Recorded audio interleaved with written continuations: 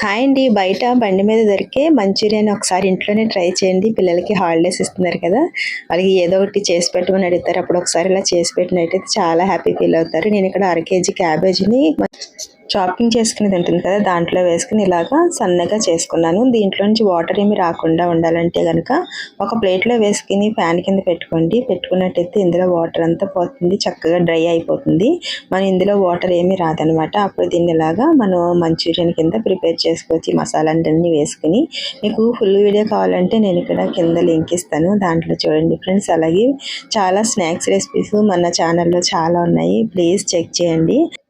Manchurian కొంచెం జ్యూసీగా మనం హోటల్కి వెళ్తే ఎలా ఉంటుందో అలా కావాలనుకుంటే కనుక ఇలా కూడా ట్రై చేసుకోవచ్చు, చాలా బాగుంటుంది.